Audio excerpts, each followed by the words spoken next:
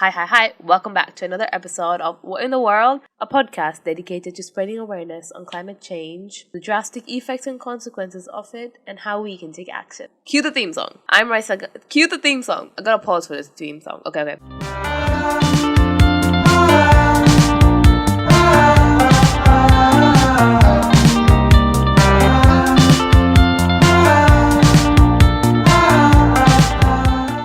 I'm Raisa Gangji, your show host and podcast owner. And in this episode, I will be talking about how climate change has impacted life below land. This is under the sea, not just underground. And no, this is not sponsored by Disney. However, we're open to being sponsored by Disney. Let me live my Wizards of Waverly Alex Russo moment. So let's take a dive into how the ocean is a major part of our ecosystem. So under the sea, under the ocean, okay? Seas and ocean are used interchangeably. So if I use sea and if I use ocean, I'm referring to the same thing. So let us take a dive into how the ocean is a major part of our ecosystem. It is just as important in its role as the atmosphere in retaining heat and also working towards regulating global temperatures, which without we would literally freeze to death. The ocean is what keeps us warm at night. See, when the sun sets, the heat absorbed by the earth, that's the surface of the earth, the heat absorbed by the earth, it is radiated outside. We have a bit of heat at night coming from the surface of the earth. However, there is only so much heat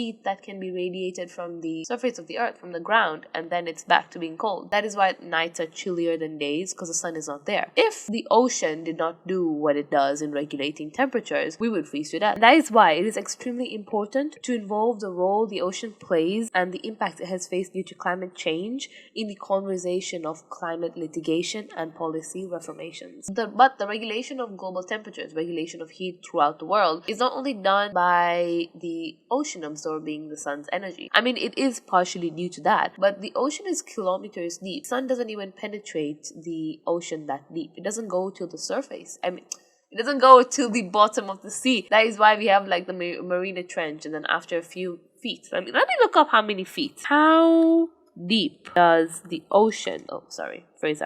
How deep does the sun, according to the National Ocean Service, National Oceanic Atmosphere Administration of the United States, light travels as far as 1,000 meters down the ocean, but there is rarely any significant light beyond 200 meters. When water molecules on the surface of the ocean are heated, they exchange freely with the air in a process called evaporation. Evaporation is when water molecules turn into water vapor. An easier way to say is when liquid goes to gas. Because the sun comes out every day, the ocean water is being constantly evaporated. They condense high up in the atmosphere, turn into rain clouds, and these rain clouds are moved around the world. These are carried away by wind, and eventually the cloud gets too heavy and the water falls. That's how we get rain. That's basically the simplest way I can say how rain forms. That the cloud eventually gets heavy by condensed water that has been evaporated from the ocean surface, and it gets too heavy, the water falls, and when the water falls, we get what we see, rain. And that is how global temperatures are regulated. And eventually all this water is recycled in a process known as the water cycle. Another way the ocean regulates global temperatures is through currents. Ocean currents work in amazing ways. Now, somebody might think ocean currents, these are what we see on the surface. The ocean is also moving below the surface. So deep within, the ocean is still moving in something we call currents. Before we go forward, let me tell you, ocean currents are movements of ocean water in a continuous flow, created largely by surface winds, but also partly by temperature and salinity gradients. These are your different concentrations of salt dissolved depending on the temperature of the ocean water. Because let's say Indian Ocean, for example, is not as cold as the Pacific or the Atlantic Ocean. The concentration of salt in the oceans also vary. That's why Indian Ocean is much more saltier than the Pacific or the Atlantic. But I wouldn't know. I don't drink ocean water. Oh my god. And just when I thought I was a funny person, I make such a joke. Along with that, we have the Earth's rotation and also tides. Let's take a look at this diagram from Earth How, and how it's illustrating the movement of cold and warm currents, otherwise known as the thermohaline circulation. Thermo, heat, haline, salt. So we can see here that the blue lines represent the cold water currents and the red lines represent the hot water currents. Ocean currents act much more like a conveyor belt, continuous moving strip. So in this case, continuous moving strip of ocean water.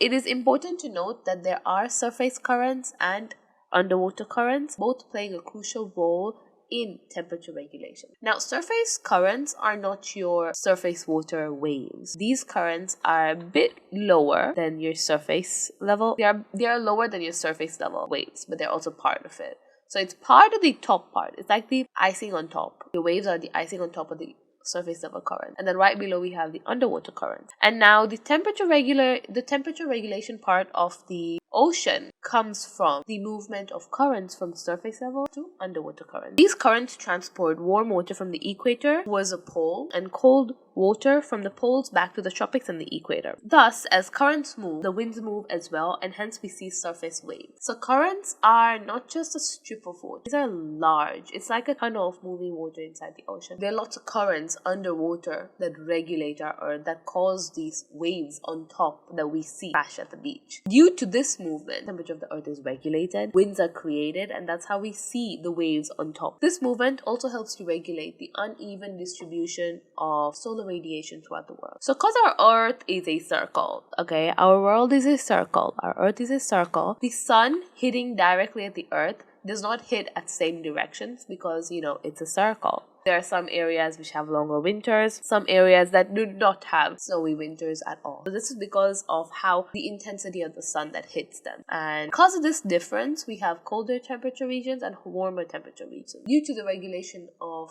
global temperatures via ocean currents, winters don't last as long as they would, and summers aren't hot as they would have been. Now, climate change actually skews that. That is why we have hotter summers and colder winters. Extremely important to include the role the ocean plays in the ecosystem that we're living in when climate change and climate resilience, when litigation and policy reformation are made in response to combat climate change. The ocean also is a large carbon sink. What do I mean by that? It is largely responsible for absorbing a huge amount of greenhouse gases from the atmosphere, and this is all done in an effort to maintain a natural equilibrium, because since it's part of the ecosystem and since we are part of the ecosystem, we have to live symbiotically. However, through anthropogenic activities, that is, human activities. I will keep saying anthropogenic activities throughout this whole podcast series, but anthropogenic activities are what is causing the ecosystem to go unbalanced. We are extremely selfish that we don't want to live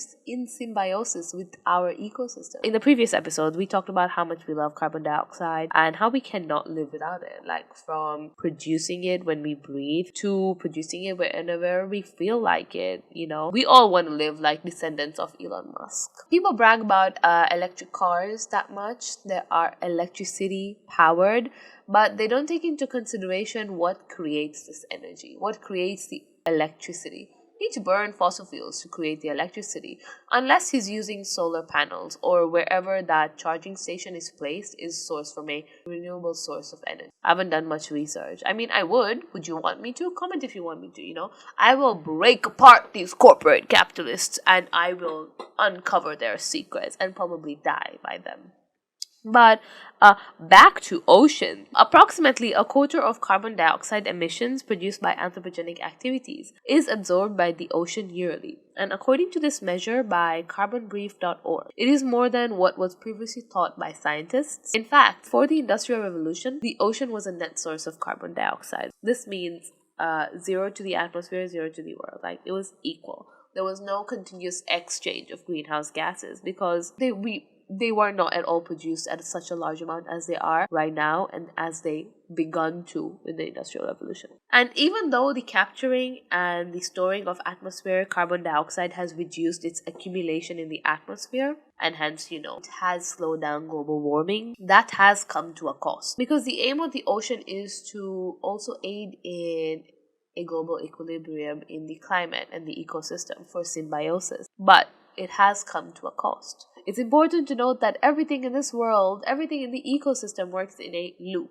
in a positive feedback loop. The increasing carbon dioxide has altered the ocean's chemistry, which has had and continues to have a negative impact on all aspects of marine life, from extinction of species to consequential loss and destruction of beaches and natural sea defenses. Natural sea defenses are your coral reefs, your mangroves, your natural structures underwater that reduce the impact of the incoming waves on the beach. When atmospheric carbon dioxide is absorbed by the ocean, it dissolves a weak acid, otherwise known as carbonic acid. This carbonic acid has a negative impact in underwater calcite structures. These are your coral reefs. And if that isn't bad enough, our very own island, Zanzibar, has a beautiful coral reef that has remained in pristine state due to conservation by various private and public institutions. However, it continues to be an increasing danger to this chemical change. But how does a chemical change in the ocean cause a change in the calcite structures? How is that possible? So, corals are largely made of a compound known as calcium carbonate. I'm not going to go into much of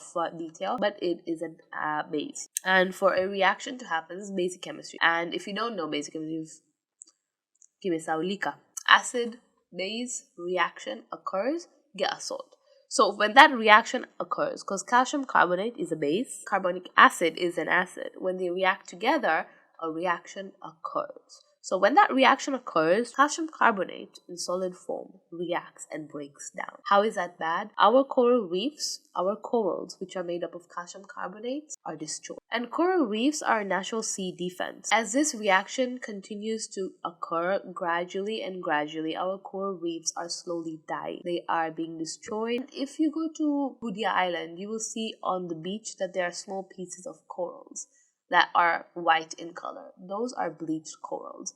Now, bleached corals, they die because of lack of sunlight. So they lose their color because of lack of sunlight, which has occurred due to dying corals. So everything lurks in a feedback loop. Let's start from the beginning. Acidic ocean. Acidic ocean causes corals to die. Corals are destroyed. Corals become less. Corals are a natural sea defense. Okay, are you following? Corals are a natural sea defense. When the defense is lower, the impact of the incoming crashing wave is much more stronger on the sand. So corals are not usually in deep areas. So the incoming wave will hit the corals. There is less protection there. The sand is going all over. And when the sand is all over, penetration of the sun through the water is lesser. Because of that, there is lack of sunlight, and the corals eventually die due to lack of sunlight, which is a process known as bleaching. Corals are not only colorful stones, but they are living creatures. So not only are they, natural sea defense, which is, non-living thing, but it is an actual living thing. They're characterized to be sponges, and they have a large role to play as well in the symbiotic habitat for many fish species, such as our very good friend Nemo. Just look up any picture of the clownfish, you'll just see in its natural habitat, which is in the coral reefs. Along with that, sponges are responsible for filtering the ocean. So we've come to an understanding that incoming waves come ashore with a lot of force. Once crashing on the beach, it hits the beach, displacing the sand, and when it retreats back into the ocean, it retreats back with it.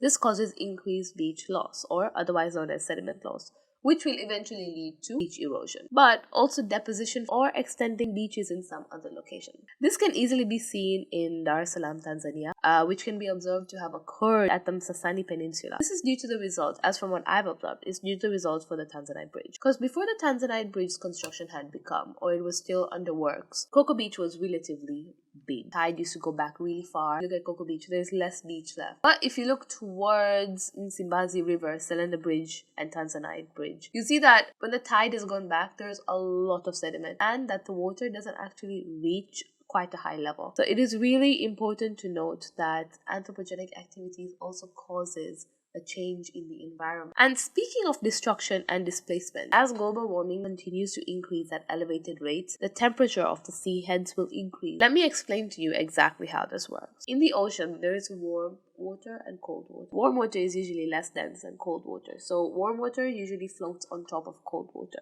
These currents work like the convection currents, where hot water raises and cold water sinks. But if you don't know what convection currents are, as the temperature increases of the water, the solubility of the salt in the hot water, which is above, increases simultaneously. But this makes the warm water dense enough, heavy enough to sink down. And when it sinks down, the cold water comes up. So that is what we call the convection current. An easy reference, an easy relation to understand what the convection current is when you warm water in a kettle and you see that eventually it bubbles. So when the water below gets hot enough, becomes light, it goes up, and heavier water comes back down. In that kind of sense, that's how underwater and surface level currents are interconnected. And this interconnectedness causes the movement of air and a regulation of global temperature. In, I think, 1970 something or 1960 something, there was a ship that carried 100,000 rubber ducks. These are your yellow rubber ducks.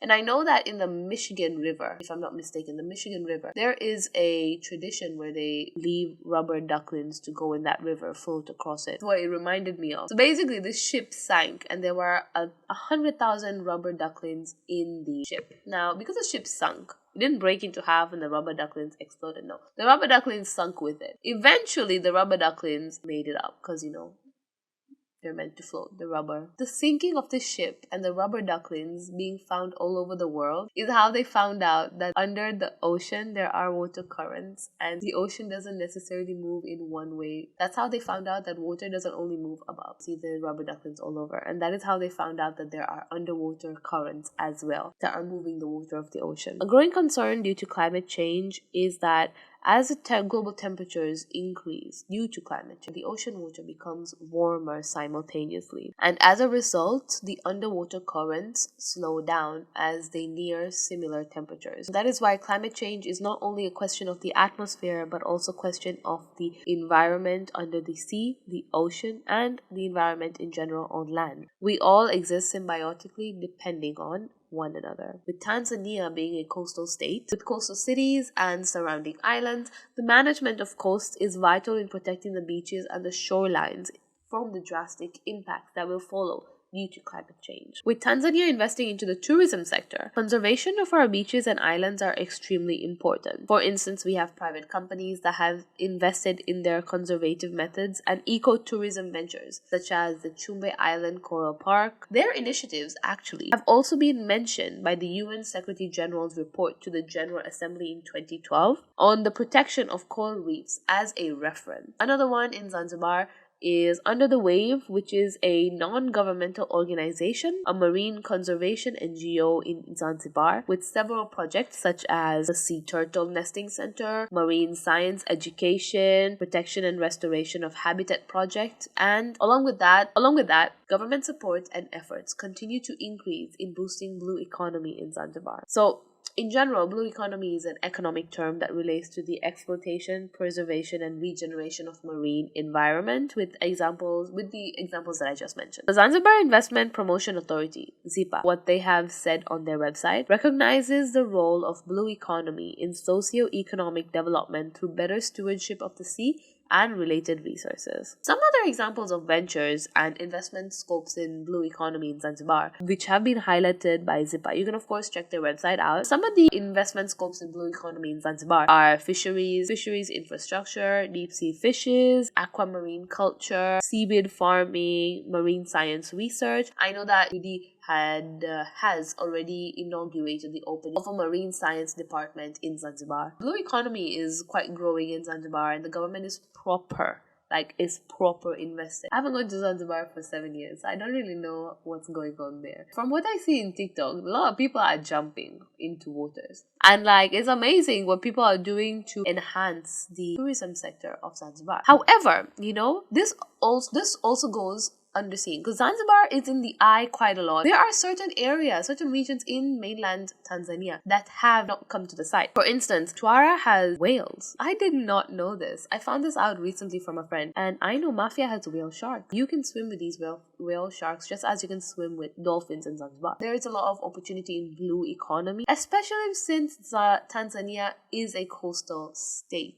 And if all these opportunities are not enough for you, and I'm talking to the investors watching me right now, If all this is not enough for you, don't you worry. The government of Zanzibar is calling upon foreign and national investors to invest in tech and innovation industry in their objective to start their very own Silicon Zanzibar. If you don't already know, we have our very own Silicon Dar. Silicon Dar is actually Kinondoni. That whole area has been infamously, well, not infamous, but it's infamous because not many people know it, but it's soon going to be famous. But it's infamously known as Silicon Dar. That is where many tech startups and tech-based companies are situated in that area. Both the governments of Zanzibar and Tanzania are constantly working towards improving the economy and life of Tanzanians, sustainable life between natural and unnatural, enabling a sustainable life between natural and unnatural. An important statistic, before we end it, I feel like it's important for you all to know this important statistic. It was recently reported by TRT Africa that Tanzania's land comprises of 51.6% greener. That is more than half. Really, we need to ask ourselves, how is it that we can live a sustainable life while enjoying our selected lifestyle? We need to find a balance whereby environmental protection shouldn't only come from anthropocentric motives but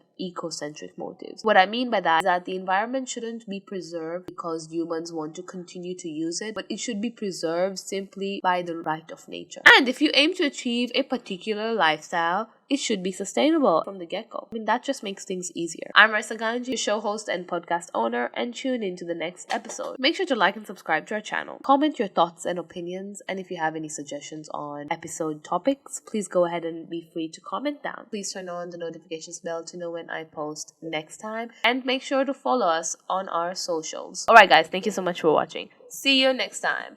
I forgot to ask you, how do you like my makeup? I look cute.